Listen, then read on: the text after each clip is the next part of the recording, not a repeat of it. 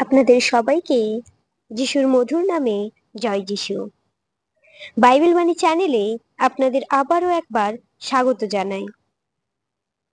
ভিডিওটি সম্পূর্ণ দেখার অনুরোধ রইল।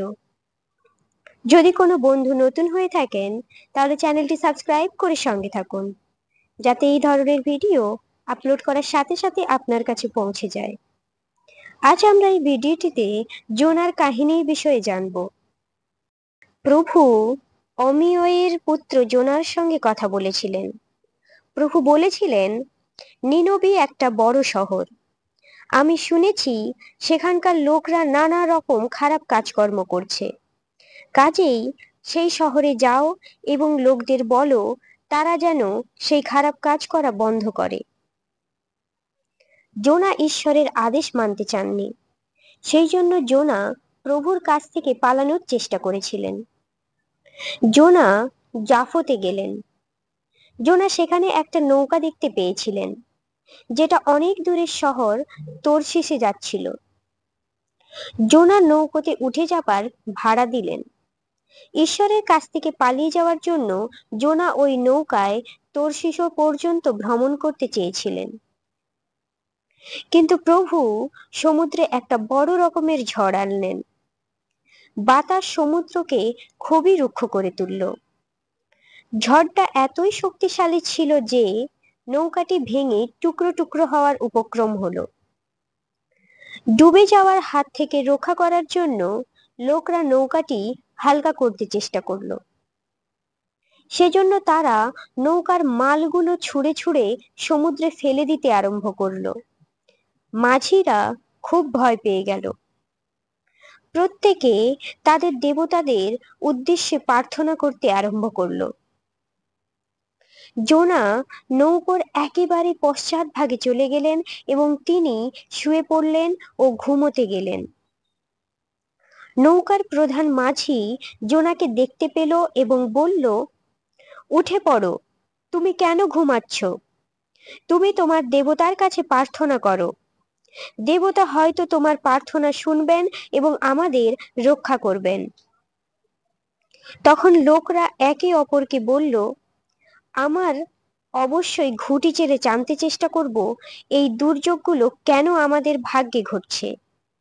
সেই জন্য লোকে ঘুঁটি চাললো এবং দেখা গেল জোনার জন্যেই এই দুর্যোগগুলো ঘটছে।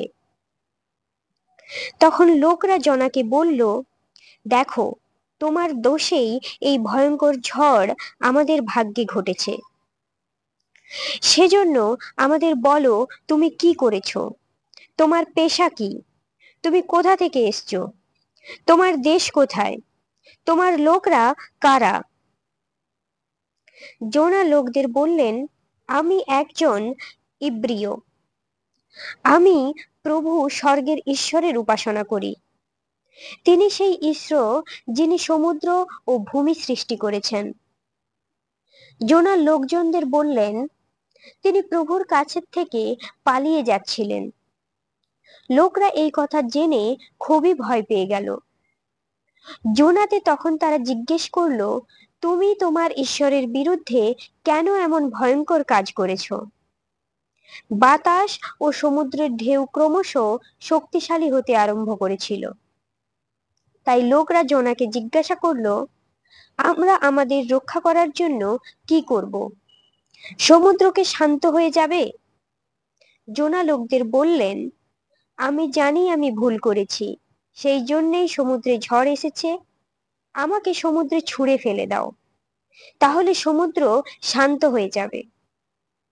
কিন্তু লোকরা জোনাকে সমুদ্রে ছুঁড়ে দিতে চাইল না।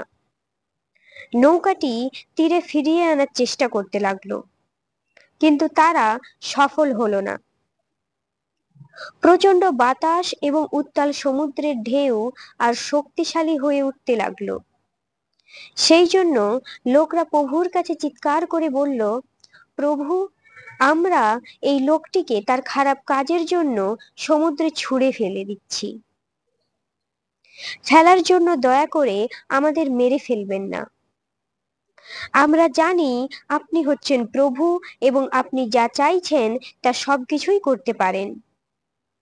কিন্তু দয়া করে আপনি আমাদের প্রতি সদয় হন। সেই জন্য লোকরা জোনাকে সমুদ্রে ফেলে দিল। ঝড় থেমে গেল, সমুদ্র আবার শান্ত হলো। লোকরা এই ঘটনা দেখে ভয় পেয়ে গেল এবং তারা প্রভুকে খুব ভয় পেত। তারা প্রভুর নামে বিশেষ শপথ নিল এবং নৈবেদ্য উৎসর্গ করল। আর প্রভু জোনাকে গিলে ফেলার জন্য একটা বড় মাছ ঠিক করে রেখেছিলেন। জোনা মাছের পেটের মধ্যে 3 দিন ও 3 রাত রইলেন।